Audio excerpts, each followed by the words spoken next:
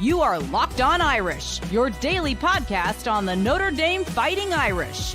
Part of the Locked On Podcast Network, your team every day. Welcome into the Locked On Irish Postcast, the Locked On Irish Squad Show. Today, myself, Joe George of Locked On Sports Chicago. We do all these postcast shows for Locked On Notre Dame, or for all these Notre Dame games. Brian Smith of Locked On Seminoles is with us, and Tyler Wojak of Locked On Irish will be joining us shortly. We're all across the Locked On Sports Network, on the Locked On Irish YouTube channel, Locked On Sports Reaction channel, Locked On Sports Today channel. We're everywhere today. Locked On ACC, and we had a fun one. Notre Dame wins 23-10, advances in the college football playoff. Marcus Freeman does something that us Notre Dame fans, we've been waiting for a while to see playoff success. And Brian, this team, it's a strange game to say. I mean, it's one of the most strange first possessions I've seen or heard or anything with all those running into the punters. Yeah, I like Bryce. Temper the enthusiasm, young man. Yeah, slow down a little bit, young man. But you know what? Hey, he's got a couple block punts this year, so he was going after it. And but look, Notre Dame wins and they advance, and it was a fun one today. A really kind of strange game, and a majority of the offense here really comes within 25 game time seconds. For the Irish, they get the field goal, the fumble of Gunnar Stockton, the touchdown immediately, and then the kickoff return touchdown to start the second half. Man, it was a fun one for the Irish, and it's super sweet to see them advance because as a Notre Dame fan, as we're just watching, the past performances in the playoffs, this was so refreshing to see them on the right side of a game like this. When I think of, I live in the South now, and when I think of SEC football, they usually win the majority of the big games in the trenches. Today, while Notre Dame's offensive line didn't dominate by any means, they had well over 100 yards rushing. And their defense, I'm just looking at the stats now, they had 4 sacks and 9 tackles for loss. On the other side, they had 1 sack and 1 tackle for loss for Georgia. When was the last time you said Notre Dame had better trenches than the Georgia Bulldogs? Probably when Georgia wasn't very good, I'm guessing. Yeah, that was pre-Kirby. Yes, yeah. It's Notre Dame's had some really good fronts, offensive, like the 2017 team, etc. But I mean, realistically, when they played Georgia in 17 and 19, they didn't run the ball for crap. They didn't try to as much. That's probably more on Kelly than anything, but they stuck with what they did. And of course, Riley Leonard is as clutch as it gets as a 3rd down or 4th down running player. But man, when they needed a play, they found it. The penalty that they got on Georgia at the end, that was a wild deal. I don't know. I think Jadarian was moving too. I don't think the ref caught that, but sometimes you catch some breaks. Everything they needed to do, they found a way to do it. And getting the turnover early, they were just clutch. And there's nothing more important than hitting the shot or getting the first down, whatever sport it is, making that play in the critical moment. Notre Dame did it about 10 times today.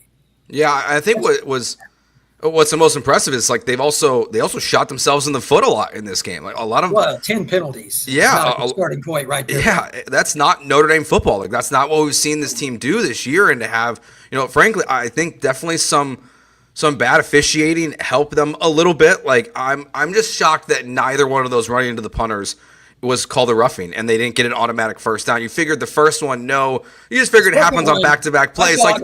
Yeah, I did too. But they don't call it. Yeah, so but they also on that drive, the only positive yardage Georgia had on that first drive was the 15-yard penalty pass interference as well that happened. So really, I mean, the fact that they were able to have the clutch moments when they did, but also really overcome some really negative moments from a penalty standpoint, I think really what stands out. And really, we saw like that first possession, it set the tone really for the entire game because they just were attacking, ETN and the Georgia running backs, and a little bit of success there at the end, but nothing that I would say is concerning, or a team like Georgia is going to have some success, but really a super impressive day from the Notre Dame defense all around. Georgia on 3rd down, I believe they were 2 of 12. Let's see, where were they? This is an embarrassing stat for any team in any circumstance. 3rd downs. Yeah, Georgia was 2 of 12. Notre Dame wasn't a lot better, but they were 4 for 14, and part of it was on that last drive where they tried to bleed the clock before they punted. you can't go 2 of 12 against Notre Dame and expect to win, especially. And I know Gunner, he's a good kid. That's a horrible circumstance to start your first game against the Al Golden defense. But I knew after the third play from scrimmage before Price ran into the punter for the first time, they couldn't block Notre Dame on the edges. And I'm like, they're not going to win today unless Notre Dame just turns it over. Yeah, and they didn't. On the edges. So yeah, I mean, look, even like Riley Leonard, I mean, he only throws for 88 yards in this game. If you would have told me the box score of this game of just 88 yards passing from Riley Leonard, I would have said, well, that either means Jeremiah Love had the best day of his career, which he obviously didn't have. And I think one of the most important things for Notre Dame, which we'll talk about throughout the show tonight, obviously will be the injuries that happened in this game to Howard Cross. And I think Xavier Watts even a little bit was dinged up there and in the 10 at one point. But really your three best players probably on the team got hurt in this game. So, look, Penn State next Thursday, so they have got a week to relax and get healthy and game plan as quickly as possible. But yeah, I think the defense, and like Gunnar Stockton, like on a side note for him, I thought he was pretty good in this game. I mean, that pass he had with the third or fourth quarter that went right off Bell's face mask, basically. That's ridiculous, man. That's of all people, by the way. It was Xavier that was closest. I don't know if that was his coverage, but when you see him that far away, I'm like, something's gone terrible. Oh my God, he dropped it. Like, I'm like, this is a touch. Oh, never mind. Like, it was just, that's a gift right there. And Notre Dame took advantage. They could have let their guard down after that, and they didn't. Again, nobody's perfect, but when they had an opportunity to rise up and make a key play, Gunnar Stockton was getting I mean, that kid's tough, by the way. He got the living, but Jesus beat out of him, and he kept getting up. But their receivers are – I don't even think Georgia's receiving group would be middle of the SEC. It's really not. And they drop a ton of balls. And the thing that surprised me, I'm curious what you think, Joe, the tight ends for UJ are ridiculously good. They really didn't have much impact in the game in the way that I thought they would on third downs, fourth downs, blocking the edge. Notre Dame destroyed them on the edges when they were blitzing and doing different things. It was a really, really good effort. Yeah, I'm with you. Like, I thought the tight ends were going to have a much bigger impact for Georgia. And I think a lot of that has to do probably with the pass rush, the protection that, Georgia was having to use. I'm curious, like, when we look back at some of these, like, how often these tight ends are kind of stuck in the mud and not being able to break out of their routes just because they got to block these Notre Dame defensive linemen who are just, eating Stockton in this game. And as good as he was in moments in this game, you mentioned it briefly, but Riley Leonard was just clutch. I mean, look, we saw what Georgia did this year. They struggled against Alabama and Jalen Milroe. They struggled against Georgia Tech and Haynes King, two guys that can run the ball really, really well. And Riley can't. Like, that's one of his biggest strengths. And we saw it in this game, some huge chunk play runs and also just clutch runs that he needed. So even though you don't have the passing performance, and that's always been like my biggest kind of wonder with Riley Leonard, and I think it will be continue to be until – if they play a team like Ohio State in the national championship game, like, could they compete in a shootout with Riley Leonard as quarterback? Like, we'll find out. But for today, in a rock fight against Georgia, Riley Leonard was basically like the perfect quarterback Notre Dame could have asked for, honestly. If anybody has a chance to win the national title other than Ohio State, I think Notre Dame is the best because they can bleed the clock with a quarterback that runs. You're not going to just beat Ohio State straight up if they play their A game. They play their absolute best game. They're the best team in the country. I don't think that's a shocker to say, but you've got to win turnover battle, special teams battle, and that's where Notre Dame excels better than any team in the country. They would have the best chance. I still would take Ohio State. I mean, I think most people would, but you're not going to just throw it around against them. You got to run the ball, create big plays when you have to, be successful in critical downs and distances, and then you can be competitive with it. But Riley Leonard, like you said, if you would have told me under 100 yards passing, I would have said, yeah, Georgia probably won this football game. But again, clutch plays when it matters most, that's what the Irish did today. Yeah, and I think, you mentioned him earlier. His name always comes up, and now that you've advanced in the playoffs, it makes me as a Notre Dame fan, like the angst I always felt with Brian Kelly when he was the head coach, it like solidifies that even more. To see Marcus Freeman, I love and we'll talk about this throughout the show as well, just because the guts that he had in this game. Some of the fourth down calls, I mean, yeah, even the one that was the fourth and one, like, it doesn't work out, but I love the call. I mean, it almost, if anything, too. He came back to it. I love that. His players will love him for it. And I know as a recruiting analyst, they love it too. They should. Yeah, I mean, just to have that confidence. I think we all could have probably said, yeah, Georgia knew exactly what was going to happen. They knew Riley Leonard was going to run right up the middle there, and they didn't get it. But then I think that's why you get the false start on Georgia at the end of the game there, because you've packed the offensive line. Even they think you're going to go for it, and they jump off sides. So I love what Marcus Freeman did in this game. I think he's just proving again this week, like he did last week or week and a half ago, whatever it was, versus Indiana, that he's so well deserved of that contract extension. And he really is just proven to be this is kind of what Notre Dame coaches do, right? They have their big moment typically comes in the first 3 or 4 years as the head coach of the program. So I think he's really set himself up well for what he's done. And what would you say the best part of today's game was, as we kind of continue to look at the positives of it for the Irish at least? The ability, and I'm guessing that everybody listening to this is going to agree with this. Going in, you're like, without Big Riley Mills, who's flat out going to play in the NFL, not make a roster, going to play at defensive tackle, how will they handle inside zone, GT, and some of the base plays that Georgia, their offense is as generic as the 85 Bears. But Notre Dame, pretty much, except for 2 or 3 plays, they held their ground against bigger, faster, stronger guys. That's what it was kind of labeled. But watching it, the faster definitely wasn't true. That's the other thing. Notre Dame is faster on defense than they've ever been. Except maybe the 92 or 93 teams. Close. Take your pick. But it's ridiculous. And their D-line has more depth than we gave them credit for, myself especially. And that is something as a Notre Dame fan to be very happy about. Like the last play. Heinisch gets the sack on the twist, and all the credit to the staff for getting him ready, Golden and all those guys. But, I mean, he's a guy that nobody thought was going to be that great. Again, myself included, out of high school, coached him up, plays 100 mile an hour. Georgia's size couldn't handle the quickness. Howard Cross in the backfield, Heinisch in the backfield. The linebackers, holy moly, did they destroy Georgia on the edges, tight ends or tackles. By the way, Monroe Freeling, that tackle almost went to Notre Dame. That's kind of an ironic. Ooh. He's probably pretty angry because I'm sure that, that's going to stick in his craw. He played terrible. Notre Dame destroyed him. Mm-hmm. And it's just one of those things where they finally gotten to the point where they can go toe-to-toe with any SEC team. Because it doesn't get better roster-wise in the trenches than what Georgia has. Notre Dame needs to improve on the offensive side, and they still had some snafus, but they were better than Georgia was. Georgia gave up on running the ball. When does Kirby do that? I mean, he's as generic on offense, especially, as anybody. Yeah, I mean, I think you're definitely spot on with that. I'll focus on the offensive side here for a second, even though, the numbers aren't going to be massive because of what happened. And it's only 4 catches on the day, but Jordan Faison, like the moments you got from him, he's so clutch. I mean, he is. It's a fun story. Like, I love hearing on the broadcast how, they're talking about how before the game he's the guy talking to the team because he obviously just won a national championship in 2024 with the Notre Dame lacrosse team. But he really,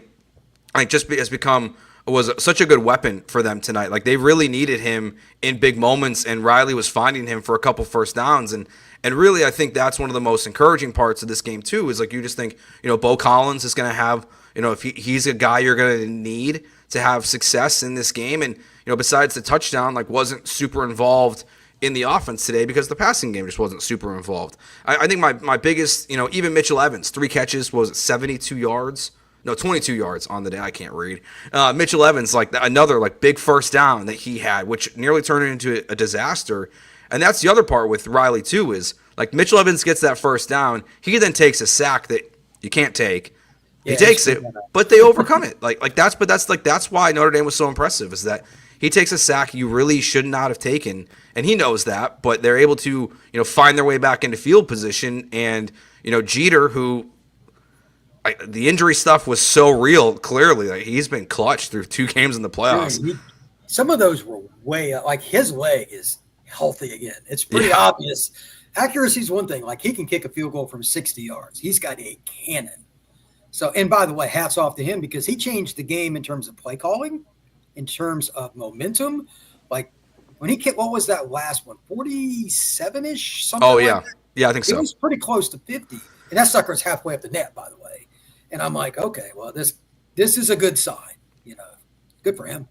Yeah, I mean, look, it's you need it. Like you need a good kicker. We saw what happened in the games yesterday. Like you need a good kicker, and it's funny. I got friends who cover UT, and they're crying of jealousy of watching the Notre Dame game today. But Notre Dame wins 23-10 over Georgia. They'll play Penn State next Thursday. We'll be doing another one of these shows, I'm assuming, across all these YouTube channels because Notre Dame has advanced in the college football playoffs. We are expected to be joined by Tyler Wojak of Locked On Irish very shortly here on the show. So we'll hold off on our first break until Tyler's ready to join us here. When you saw, we'll talk a little bit more about that first fourth down here. Were you surprised to see that aggressiveness? We both said we liked it, but were you surprised to see that point in the game to see Marcus Freeman just say, "I'm doing this right now"? You talking about the one inside their own territory? Yeah. Well, I didn't know what the deal was with that because, and I'm sure somebody on ESPN or Fox or whatever is going to do something. You saw Kirby saying, "Hey, you can't do that," and I'd never seen it done that way where you take everybody off. So I was just like, "What's going on?" But the special teams coach for Notre Dame, by the way, landslide best special teams coach in America, and I think he just has so much faith in what his ideas are. That was probably as much the special teams unit and everything else, hustling and having it set up, is anything but motion and stuff. They were trying to draw them off, and of course Georgia took the bait, which was the goal. But here's the thing. They snapped the football. What if the referee would have failed to throw that flag, even though it was obvious Walker was in the neutral zone? Georgia has the ball 1st and 10 at the 20-yard line because the ball was incomplete. So that would have been wild. I liked what they were doing, but Riley was my concern more than Marcus because it has to be 1,000,000% that you're getting the penalty there if you're snapping it for me. I don't think they were supposed to run the play, but of course you go deep if you think you're getting the flag. But he wasn't over that much, and I'm just glad the official did the right thing and actually pulled the flag. It's unfortunate that the Georgia player did that, but that's part of the game. It's part of the strategy. And Notre Dame, the little things that we've talked about so far in this podcast, destroyed Georgia. That's why they're in the winner's circle tonight. And that's, you know what? This is something that, like, when I was growing up and I started watching Lou Holtz's teams and stuff in the late 80s, this is how they would beat Miami. This is what it reminded me of when they beat Miami. I remember in the 90 game, they scored one touchdown. The year before, they didn't even score a touchdown. They had to generate, and that's kind of what they did here. Rocket scored a touchdown in 1990 on a kickoff. They had a Rodney Culver caught a pass. You got to find ways against defenses that have as much talent as Georgia, and this is part of it. Special teams, finding ways with penalties, and grinding out drives on 3rd and 4th down. Those teams did it. Now it's kind of ironic. You're seeing it again. By the way, the younger offensive line for Notre Dame, they're starting to feel their oats a little bit. That last drive when they got it to midfield, I mean, those were really just blast plays. Georgia's D-line is massive. I know some of those kids. When you shake their hand, you don't see yours. Congrats to Notre Dame's offensive line because everybody in that entire stadium knew the ball was going downhill on 1st, 2nd, and 3rd down pretty much. And the one little reverse to Thomas was kind of nice. That was good. And it's too bad the one to Faison didn't work out with the penalty. That was a nice little twist, too. They caught Georgia flat-footed. That was a really good play call. I was like, okay, that's – and then I saw the fight. Oh, that kind of hurts. But it was really interesting to see how they just blasted Georgia at the end, and they had hands on hips. That's kind of like – as an offensive lineman and somebody that follows linemen, I was excited about that because you don't see Georgia linemen get beat up very often. I mean, it's rare. Yeah, it's funny. It's always funny watching a football game, and really just like the last 3-4 days. Alabama losing to Michigan, Illinois getting a bowl win, and then today capped off with Notre Dame. It's funny to see. Here we go. We got Stone here in the chat. The SEC sure is a tough conference. We all kind of come together when it comes time to be dumping on the SEC. Look, and this is what Notre Dame needed. They needed it was Indiana last week. They've really the narrative is funny. What started, in that first game about how Indiana didn't belong and Notre Dame was showing that, but then Notre Dame has this performance, and I don't know what the narrative people are going to be saying about the college football playoff now, because I think Notre Dame's kind of flipped it on its head a little bit. Like, they didn't have the toughest schedule in the regular season. They have by far the worst loss of any team that's in the college football playoffs, and they've beaten Indiana, and then now they've handled Georgia with a lot of ease. I mean, they've just kind of, whatever narrative you want to put out there around these conferences and how good or how tough they are, Notre Dame, the one thing you can't say with them is they're not just a damn good football team. Like, that's what they, I think, have proven the most through these two games, is that they're just a very, very talented team, for sure. Name a team that has more resolve than the Irish. They know they're not going to go out and throw for 360. You know what I mean? They knew they were going to have to find unusual ways to manufacture points and change field position. And they just don't get phased. So many times in the last 10, 15 years when they were in a close game against a team that had similar or quote-unquote better talent, how many times did you get that feeling in your gut? Well, Notre Dame here, whether you're a Notre Dame fan, you're not. How many people really had faith that Notre Dame would finalize the game?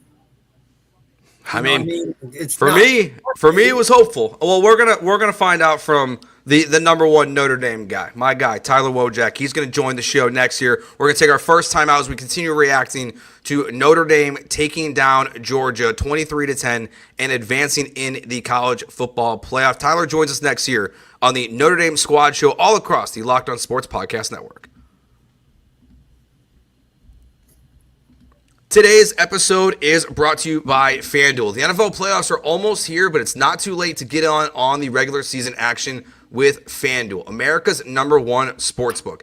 Because right now, new customers can finish the season strong with $250 in bonus bets if your first $5 bet wins. FanDuel has so many ways for you to pick a W. I love betting on guys who are going to score a touchdown this weekend. I'm looking at Keenan Allen this weekend. If you're listening on the Locked On Sports Chicago YouTube channel, to find one way into the end zone for the Bears this weekend. Just visit FanDuel.com to join today. That's FanDuel.com for your chance at $250 in bonus bets. Make every moment count more with FanDuel, an official sportsbook partner of the NFL. Host of the Locked On Irish YouTube channel joins us now, Tyler Wojak. What's up, man? How are you?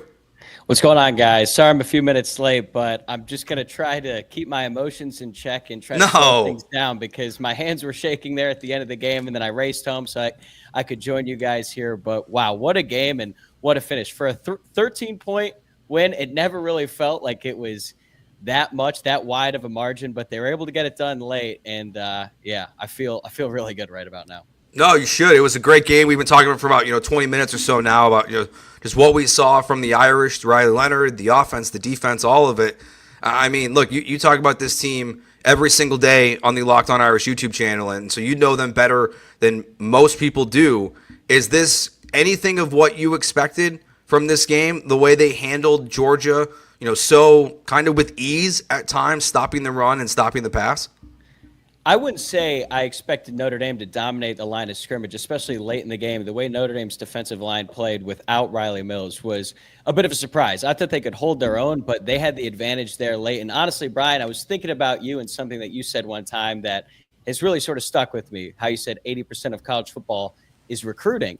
And I believe that's true, but I think that this game was won in the offseason, because I'm not just talking about high school recruiting, although Notre Dame's depth really showed in this game, because despite seemingly countless star players going down with injuries at multiple points throughout this game, it was the game of transfers.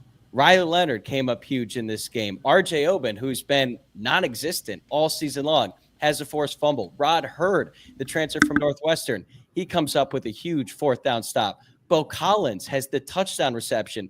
And that, I think, is a testament to Marcus Freeman and the way that this coaching staff has gone about structuring this roster, because it felt like every single one of those guys came through. Jordan Clark, another transfer, had a big third down stop as well. All of that work, all that tireless effort from this coaching staff that they really do all year long, but specifically in the offseason, came together in a huge way today, because Notre Dame was never outclassed in this game. As a matter of fact, they went toe-to-toe from a talent perspective from beginning to end. I was a little surprised, like I was telling Joe, how well they banged with Georgia. Georgia's bigger up front, obviously, but the speed of Notre Dame was better than Georgia. How many times have I told you something like that when I joined your show? Never. I mean, but it was considerable. Even at halftime, I was listening to Tebow, and he said, I don't think with Notre Dame's speed on defense, Georgia's going to be able to run the ball.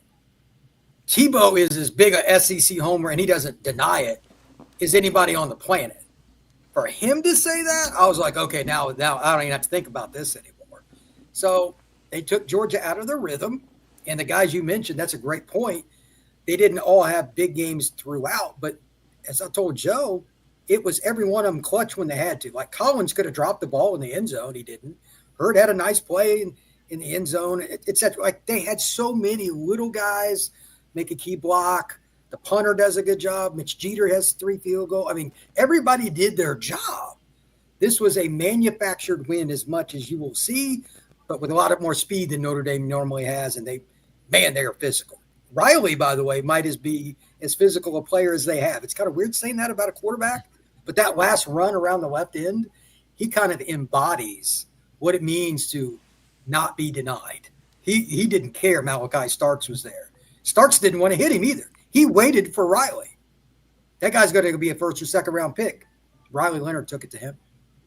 Yeah, I think Riley just kind of continues to surprise in a really big way with, like, on this national stage. Even some of the runs he had, that one where it almost looked like a counter where he came back through the right hole. Like, that's such an impressive run to see a quarterback, really of any level, make. Like, if you saw Lamar Jackson make that cut, you'd be like, hey, like, that's a really nice play. But for Riley Leonard to have that vision there, he really, again, like, he was just so clutch in this game that he didn't need to throw the ball very well. And I think that, you know, if they can continue to play like this, you know, in the trenches like this, they'll have a real good shot. And we'll preview more of the Penn State game in a little bit here, but, you know, towards the back end of the show. But I mean, they just really played their brand of football to a perfect tee. Like, I really don't think, besides the penalties, there's anything to really nitpick from this game, honestly. I guess you could say the passing game. I mean, Riley Leonard finished with 90 passing yards, but he had that passing touchdown in this game and a huge moment. Just really a giant swing in the game for R.J. Oben to come through, force the fumble. Junior Tuialamaka dives on it, and Notre Dame immediately responds with the touchdown. I thought in that moment, any points would have been great for them to score that touchdown. I didn't even mention, I just realized Jaden Harrison, another transfer who had the kickoff return for a touchdown. Every single transfer came up big in this game. And Brian, to your point, Mitch Jeter, who has been wildly inconsistent ever since he got hurt. I believe it was before the Georgia Tech game this year. All of a sudden, he looks like the guy we saw from earlier this year. And it felt a lot like that Texas A&M game where it was just a slugfest in the first half. Both teams are trading blows. Neither team could get anything going offensively. But late in the game, Notre Dame had the ball and a bunch of field to go, but they just kind of chipped away, kept the ball away from Georgia, and that was ultimately the difference in this game. I don't think Notre Dame cares about environment. And to a certain degree, Notre Dame plays better away from home than they do. I don't understand that. If you guys want to answer that one, fire away. But A&M, Southern Cal, Georgia, 3 best wins. Who am I missing? Georgia Tech game. I mean, they didn't have their quarterback that day, though. But Notre Dame, the Louisville game, they played pretty lethargic offensively that day, to be honest. It's amazing how well they do when they're kind of being yelled at. They're like the kid that's getting beaten up on and he finally rises up, beats the bully. They've done really well in those moments, and Tyler's right. It's been a lot of the transfers that have led to slugfest when they turned around and started swinging. I mean, the look, they did a great job on ESPN. The look on the gal's face had all the paint right after Harrison scored. I mean, she looked like she'd seen her own ghost. And, I mean, they knew what they were – and that place, just the life sucked out of it. Those are the kinds of plays you just don't ever forget, and it's why college football is so much fun. Forget the Notre Dame part. Like the back-and-forth momentum swings, fourth down plays, the fumble inside the 10-yard line, the touchdown. I mean, it's amazing how many wild swings there were in a game. All right, I'm trying to find this kid's name because there's one moment we haven't talked about yet. We haven't talked about the penalty early in the game. Feel bad for that kid. The walk-on. Oh, my God. Oh kid, man, they're gonna Lane You can't Kiffin do him. that, He's gonna though. get tarmacked. Yeah. he's stuck in New Orleans. Like Tyler, you're being oh. nice. He may not make it out of the stadium. I know Georgia. I felt so bad for him there at the end. They kept they kept showing on him. the broadcast. They're like, "This is Parker Jones. This is where he lives." It's like, all right, guys, like ease up on the poor kid. I feel awful for him, and hopefully he just deletes all of his social media for eternity. Oh, no, he, like, it's seriously, not going to be a friendly place at all. Well, he's got to go back to campus.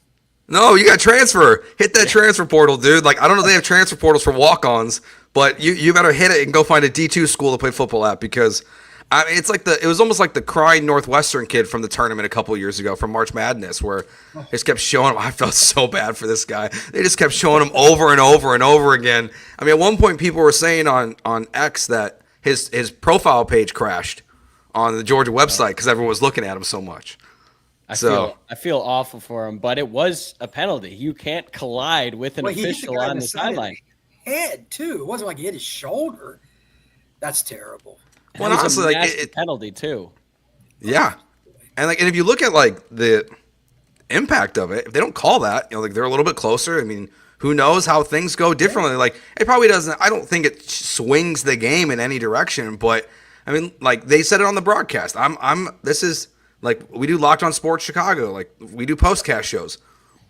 I'm a Cubs fan. Like they called him Steve Bartman on the broadcast. Like they did. That's harsh, man. That's harsh. Hey, Steve Bartman, Notre Dame alum, by the way, too. So we got one back. Didn't know that, actually. I did not know that Bartman was a Notre Dame alum.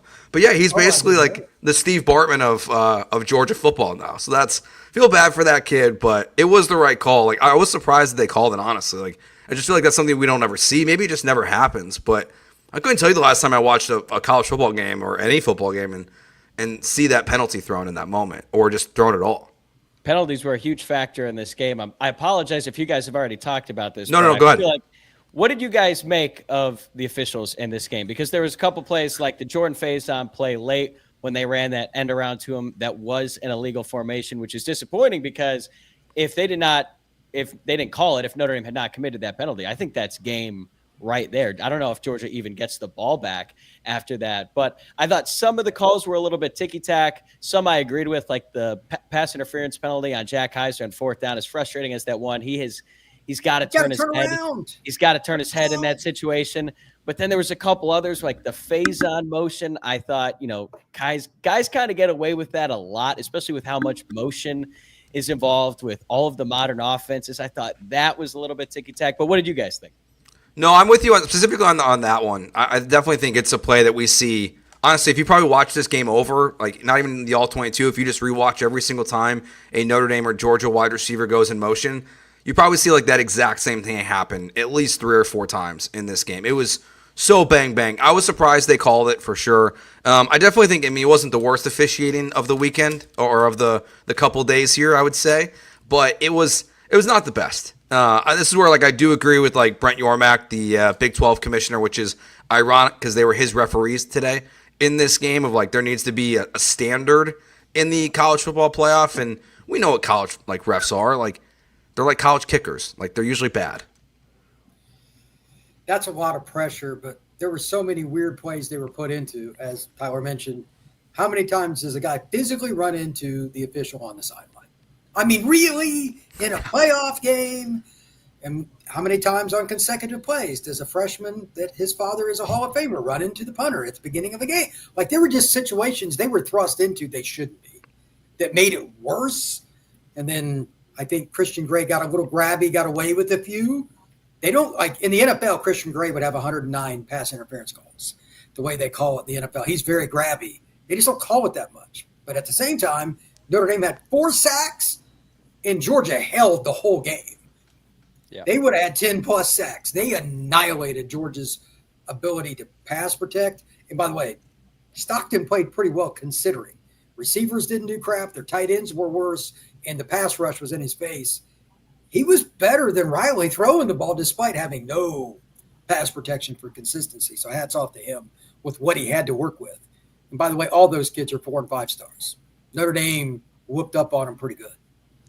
Yeah, I feel like that narrative, that discourse is coming about how Notre Dame played against a backup quarterback, but I thought Stockton played well. I agree with you, Brian. When he throws the ball, where would they have been without him? I They'd know. have got slaughtered. And they had that huge drop, although I think they ended up scoring on that drive. That was the Cash Jones touchdown drive. But when he throws the ball, he's got some zip on it. Like, it felt like, yeah, he really, when he throws it, man, there is no fear. And I have a lot of respect now for Gunnar Stockton because he was getting pressured the whole game. He's probably got to be a little bit better at protecting the football. But like you said, his wideouts weren't helping him, and his line wasn't helping him either. But he stepped up every single time, and it just didn't work out for him. Yeah, I mean, I think Gunner's probably going to be like, he's going to be like one of the new college football darlings now that we have. Like, people are going to be really excited to see what he has. And Steven says, or Stefan, I don't know, could be either one. For me, it's Steven. Says, I'm happy we had to play Stockton now rather than later. He's going to be great. Totally agree. Like, I'd rather catch this kid in his first start for Notre Dame than, like, what happens down the road, because he's got, like, that it factor, I think, when you watch this game. Just like everything he was overcoming and still having his team really in this game, it wasn't his fault that he lost. So, I thought he was really good in this game, and I think that kind of goes to still like the larger picture of the defense. You did mention the touchdown there. I guess that's really the only blemish. It's just that, their running back got so wide open on a miscommunication or whatever happened there, and kind of really the easy touchdown. Besides that, like, I really think that's the only thing with the defense besides the penalties that it would be even hard to harp on at this point for the defense. Yeah, it's unfortunate for Drake Bowen because I think otherwise he played a phenomenal game. But I don't know if it was him, because when they went into the wide shot and the replay, it did look like he was supposed to eye Cash Jones. Instead, he was sort of spying Gunnar Stockton. And it's rare that you see a complete coverage bust in an Al Golden defense. That's exactly what it was in that situation. But overall, Notre Dame's defense played so well in this game. The linebackers were all over the field. And Adon Schuler, I mean, there's been so much talk about Xavier Watts this season, and for good reason, unanimous All-American for the second year in a row. But Adon Schuler, you think about where he was before the season started. Most people projected Rod Hurd, the transfer, to start. Schuler beats him out in camp, immediately starts the season with an interception against Texas A&M, forces a critical fumble in this game that really stalled any momentum that Georgia had, because they were moving the ball on that drive, and it looked like they were going to score a touchdown. Schuler gets his helmet right on the ball, forces the fumble, and then Jaden Osbury was there to jump on the ball. So there's so many different guys you could pick out on the Notre Dame defense who stepped up in a big way, and I just wanted to give some love to Schuler because I think that was the best game of his entire career. I don't think anybody's going to disagree that he couldn't have timed that hit better, form tackle, and like Etienne's an NFL player. So he didn't just punch it out at some freshman they had to throw into the lineup because of injuries. That guy's, Georgia Flat bought him off Florida's roster. Let's not kid ourselves. And he punched it out. And that, you could argue, that's the most impactful play of the game, because Georgia's in scoring position. It's a short yardage situation. If they get the first down there, which he still wouldn't have got the first down, but they may, right. They didn't even get points. And again, they sucked the life out of the Georgia crowd. And I'm going to guess 65-35 was the crowd, if not more. Yeah. It sounded like a Georgia home game, really. I know some people who were there. Unfortunately, a lot of people had to leave yesterday after the tragedy, what happened. So I think that it's just easier for Georgia fans to make that commute to Louisiana because they probably don't have flights. They can just drive, where a lot of Notre Dame fans had to fly into the game. And unfortunately, it doesn't sound like hotels or airlines were accommodating whatsoever to what these fans were having to deal with after the game. So I know a lot of people that went to that game, they had to leave, unfortunately, and a lot more Georgia fans were in the crowd. I think it would have been a pro-Georgia crowd anyway if they had played the game on New Year's Day as scheduled, but I think after what happened, it was even more of a pro-Georgia crowd. I think I saw Ross Dellinger from Yahoo post like 60% full. It didn't really feel like that on the broadcast because it was loud. Both sides, Georgia and Notre Dame, were getting loud, but that was a critical moment earlier in the game when Georgia seemingly had all the momentum and it just flipped on its head, and Notre Dame was able to maintain it for the most part throughout the rest of the game. Yeah, it was his first fumble ever on his 425th touch of his career, Etienne there. I mean, just to have that timely of a moment is just – and that's how you win championships, or at least advance in the college football playoff right now, is to do things that force your opponent to do something they've never done before. And I think that's what was so great about this game. And to what you were saying about the hotels, I know Chris Gordy from Locked On SEC, he flew in yesterday morning, so when he landed from Houston, I know like he got to the hotel and he said there was just like lines and lines of people trying to extend their stays and they just weren't able to. But I did think the Notre Dame fans that were still there were incredible. I mean, they were so loud.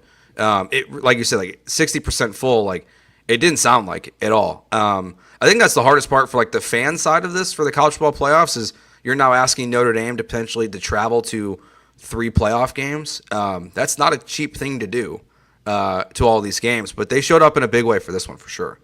Yeah, I'm very happy that so many Notre Dame fans got to experience something like that in person because, look, I'm 28 years old. They've never won a game like that in my lifetime. I don't know if this officially counts as a major bowl win. I don't know what counts as a major bowl win, but I think the Sugar Bowl should count. So that streak is over. And, yeah, it's been a long time coming, but so glad that they were able to get that done and feels like a giant weight is lifted off the shoulders of not just the program but the fan base as well. Yeah, I think before as the game started, it was one of the commentators. I can't remember who it was. They were talking about last week. It kind of counted as like getting over that hump for Notre Dame. So this definitely counts. Like you've won the Sugar Bowl, you've won 2 playoff games now. Like all that stuff of I'm 33, so like I'm with you. Like I have never seen anything like important. It feels like in my life for Notre Dame or of like great significant value. I mean, like I was at the Texas A&M game this year and that was incredible. But this is obviously 10 times that because of it's the college football playoffs. So yeah, I definitely think the narrative has changed about this. And Brian, I'm curious, like you've covered the game for a long time. Like now that you see everything that's going on in college football, like where does this kind of big picture for you, immediate reaction, where does it put Marcus Freeman right now? Like in terms of the top of the coaches in college football winning these 2 games? Well, I think that's a great conversation. We could do about 7 podcasts on that one question. In a literal sense. Yeah. And I'm sure I'll join Tyler at some point and discuss some of that in the offseason. But his theory of building through your own roster in the high school ranks, which, it's kind of a Notre Dame thing anyway, admissions and all that. We saw what the difference the transfer portal has done for teams. And it's the conference that has lost the most from the transfer portal is by a million miles the SEC because their depth is no longer that good. I'm not going to name names, but I'd even spoken to a few people that have coached, had played, etc. Pointed out guys at Georgia, different schools. I'm like, that kid's not good enough to be a starter there. And there was a couple of times today that, again, I'm not going to pick on them, but they're not normal Georgia players that were in the lineup. Their depth is not the same. So when a guy goes out, they struggle a little more. Marcus Freeman didn't have that. They have guys that kind of go through the system. He's figured it out, and I know Tyler brought up the portal guys he brought in this year were clutches all get out today. You couldn't have scripted that better. That was an incredible movie scene all over 3 hours. But I mean, Freeman, is he a top 10 coach now in college football? I don't know. I mean, they lost to Northern. It's so weird because they lost to Northern Illinois. I don't know how to grade that, but it is a great question. It does count. The loss to Northern Illinois. It absolutely on the report card at the end of the year. But the fact that he was able to get this team to refocus after suffering a loss like that and then win, by the way, what is this, 11 in a row, 10 by double digits?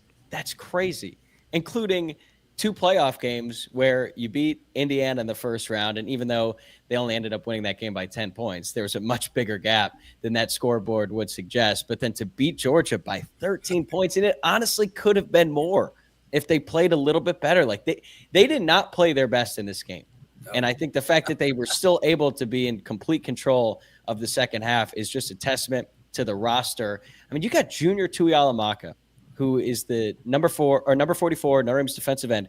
He was 3rd string in September, and he came up with a huge game, and he's been playing really well in the second half ever since Notre Dame lost Jordan Botelho and Boubacar Traore for the season. Like, that kind of stuff doesn't happen. I still have PTSD from being at the Cotton Bowl back in 2018 when Julian Love goes down, and then they brought in, I think it was Dante Vaughn in the corner, and then Clemson hits him with 2 touchdown passes immediately, and that was the game. Notre Dame continues to lose guys. They got to get healthy before Penn State. But the fact that guys like Junior Tuihalamaka just come in and make plays on the biggest stage it's just really hard to wrap your head around considering where this program was not that long ago. All right, we are going to take our final time out here when we get back. You mentioned Penn State there, getting healthier. We'll kind of start to look ahead a little bit to next Thursday before they play in the Orange Bowl now against Penn State. So we'll do that next year on the Locked On Sports Notre Dame Irish Squad Show, reacting to Notre Dame's win over Georgia in the college football playoffs.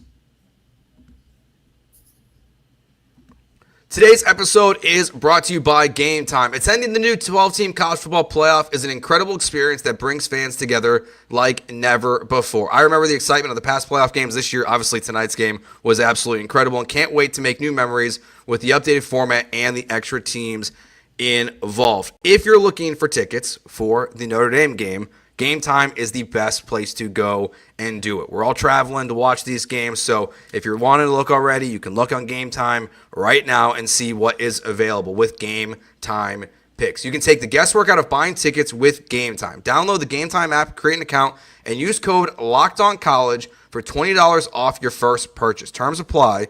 Again, create an account and redeem code LOCKEDONCollege for $20 off. Download Gametime today. Last minute tickets, lowest price, guaranteed.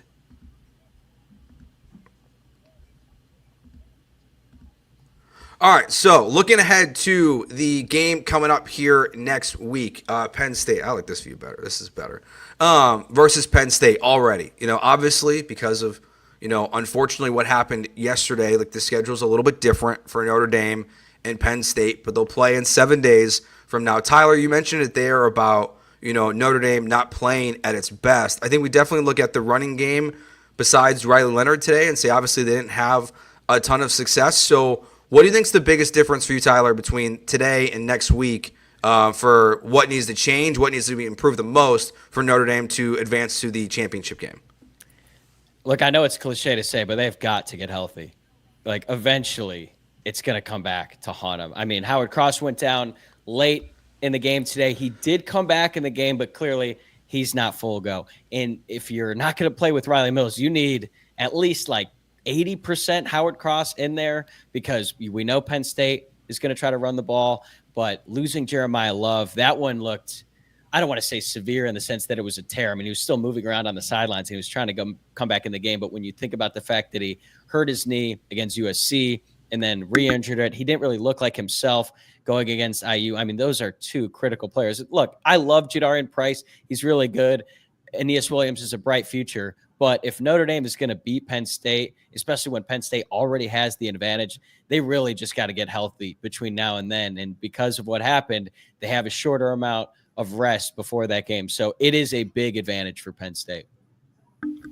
Abdul Carter I'm looking for information now, and if he doesn't play, that's a problem for Penn State too. This is something that we talk about with NFL playoffs every year.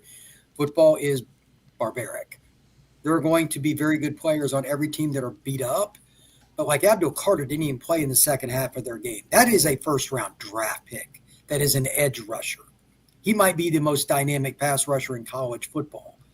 If he doesn't play, and again, I'm not trying to pick on anybody, there's a certain left tackle at Notre Dame, though, that's probably hoping he doesn't put on a Penn State helmet, because that's not a good matchup for the Irish. It's not.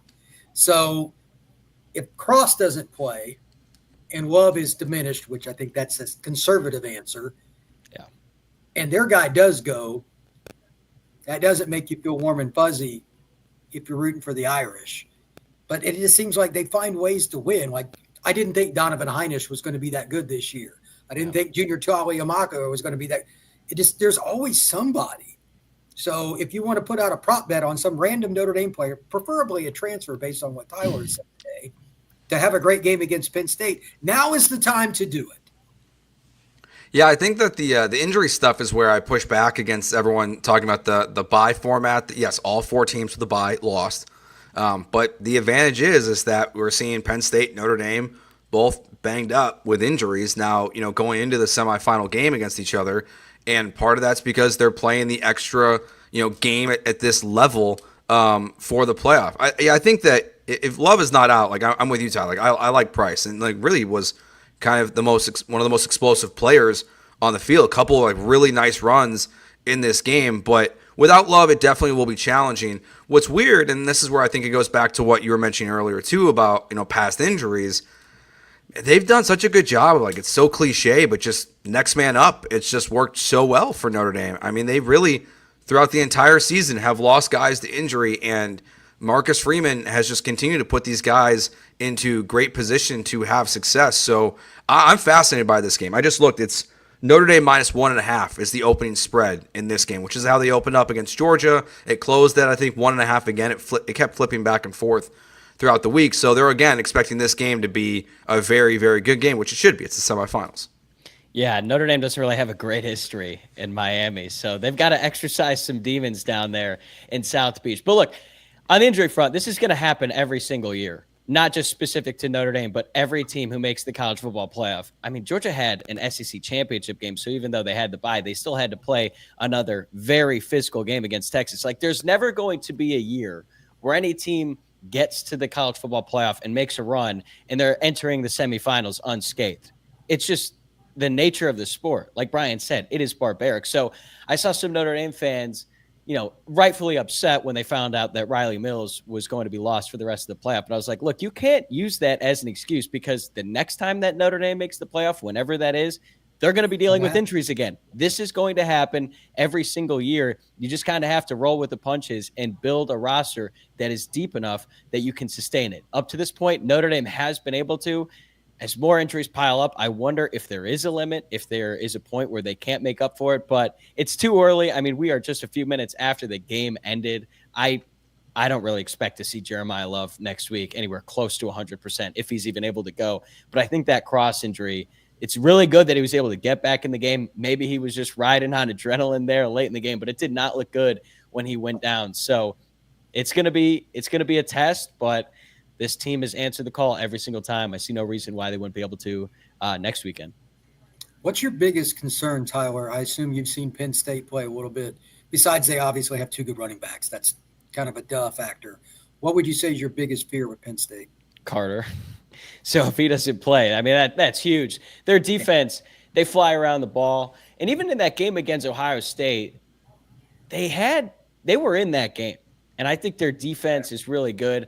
Offensively, they're kind of similar to Notre Dame in the sense that there's no guys on the outside that really scare you, but they have two great running backs. So these teams are very, very similar. And I have a feeling it's going to look a lot like this game between Georgia, where it's won on the margins. Today, Notre Dame came up with a big kickoff return for a touchdown. They baited Georgia into that offside. So it's going to be played in a phone booth. I just worry about their pass rush, because eventually Notre Dame is going to have to get something going into the passing game. And Anthony Knapp had a tough day going up against that Georgia front, but those guys are dudes. But Penn State has got some dudes as well.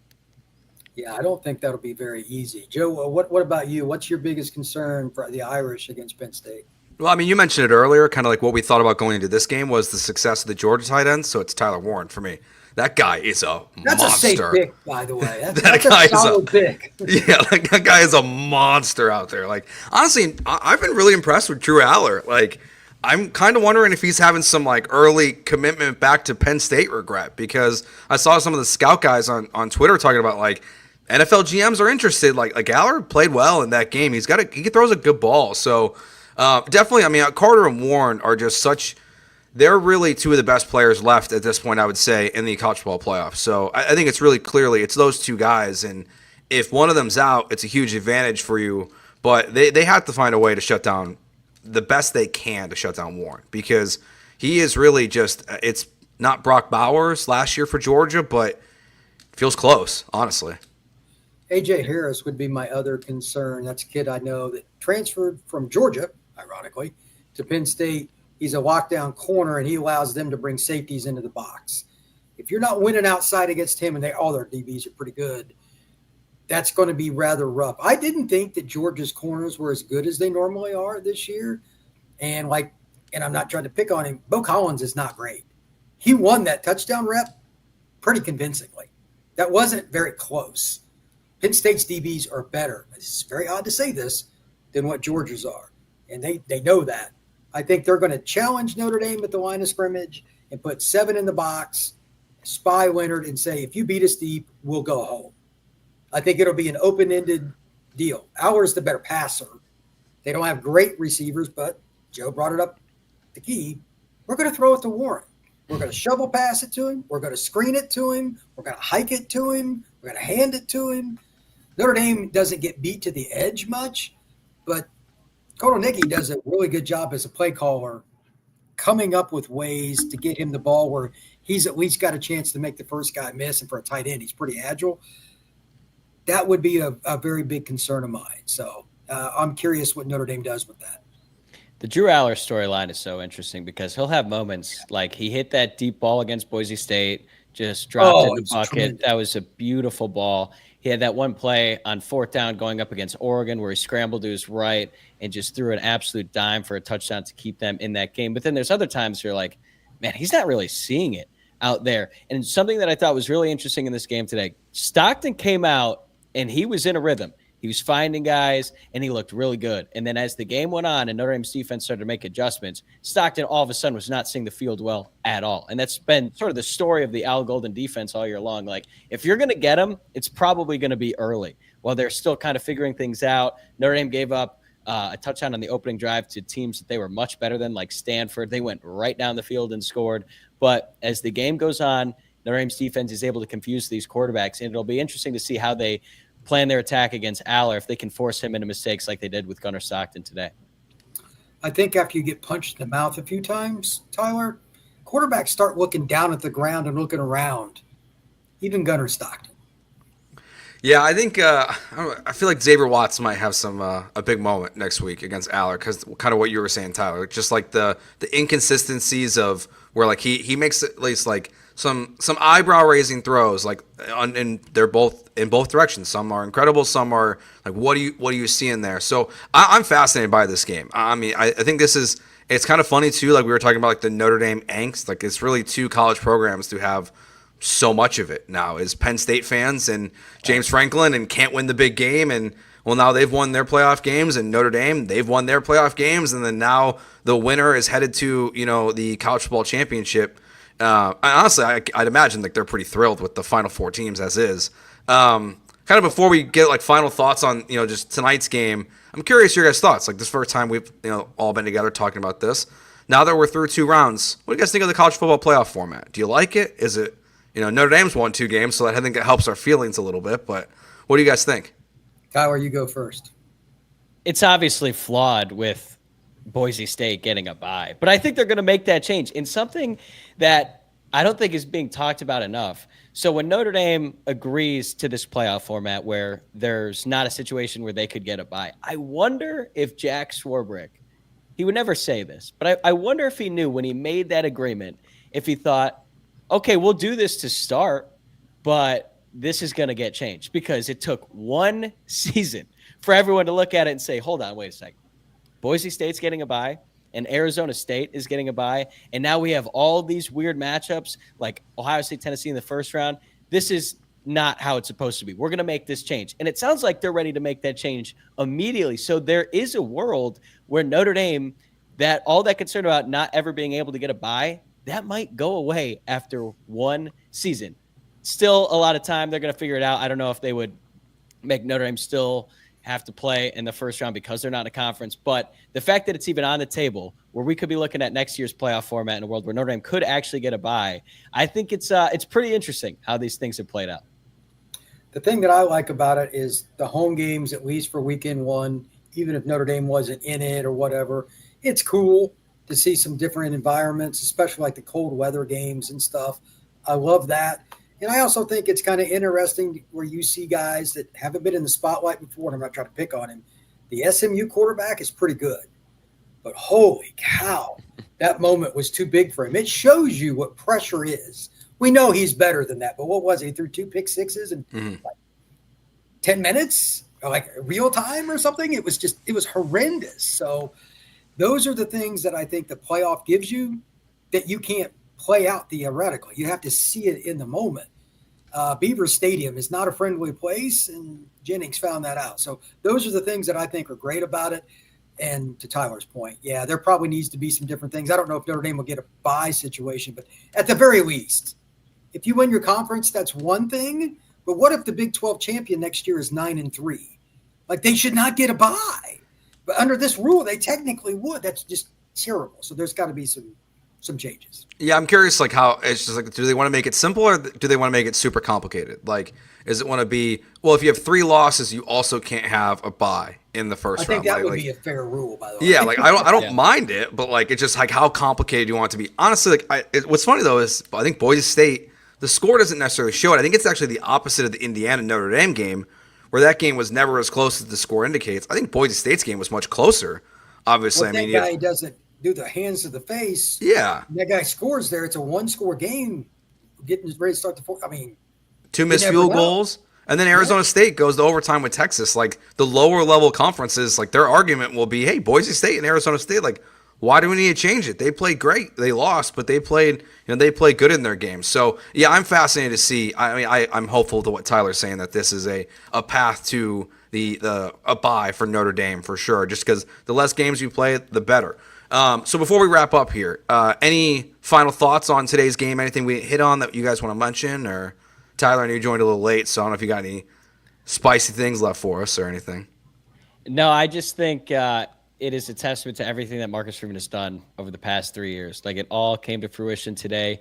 You saw it against Indiana. Like, Notre Dame was so much better than them, but this is the test, right? Even though this isn't Georgia of 2021 or 2022 and they just steamrolled everyone on their path, that team, that program is at the very top of college football. Notre Dame had 60 minutes to show that they had closed the gap. Brian, how many times have you heard of that phrase, close the gap, between Notre Dame and the elite teams in college football? I don't know if Notre Dame's here to stay at the very top. It's always going to be a little bit more difficult for them and what they have to deal with. But to have this opportunity going up against a Georgia team that we knew was beatable, and then to actually take advantage of it is just it's a really cool moment. And just everyone who's been involved with that team, the coaching staff from the top down, they are so focused on one singular mission, and they keep this train rolling a little bit more. I can't wait. I'm just so excited we get to talk about this team a little bit more, because the offseason is fun. It's interesting. There's newsy stuff, but there's nothing that I enjoy more than watching Notre Dame play and then reacting and talking about it. And to get the chance to do it with you guys today has been a lot of fun. Brian, any final thoughts? One last thing. Tyler is correct on what he just said, though. Like, the game, and the playoff, there's no way to top those podcasts. Those are better than anything we can do in the offseason, although portal, all that's fun. Notre Dame's going to need one of the receivers to have a big game against Penn State. I don't know which one, but I'm not talking about a play, but like, they're going to have to do something to make Penn State change what they do up front or make them eat it. Because I'm telling you, they're going to bring everybody up and dare Notre Dame to do something other than run the football. Yeah, I'd love for Mitchell Evans to finally go off. I've been asking for it all season. Like, question. give me a tight end battle of Mitchell Evans versus Tyler Warren next week. And look, as you guys mentioned, like, this is a lot of fun doing these shows. If you guys are new, watching, listening, whatever, if you're a Chicago sports fan on the Locked On Sports Chicago channel, we go live after every Bears, Bulls, Cubs, and Notre Dame game. So I'm thankful for Notre Dame to give me something positive to talk about, because the other 3 teams are terrible this season. They've been brutal to do these Bulls-Bears games. So thankful for Notre Dame for sure. So that will do it for this episode of the Notre Dame Squad Show here all across the Locked On Sports podcast network. Locked On Sports Chicago, Locked On Irish, Locked On ACC, and Locked On Sports Today. We'll be back live next week after Notre Dame plays Penn State. As soon as that game wraps up, we will be on these very same channels, I believe, or at least the Locked On Chicago and Locked On Irish channel as well, talking all things Notre Dame and Penn State. So thanks for watching. Make sure you check out Tyler's work every day for Locked On Irish, getting you ready for the next round of the college football playoffs. Thank you for watching. Thanks for all the people in the chat. Appreciate you guys, and we will talk to you next Thursday.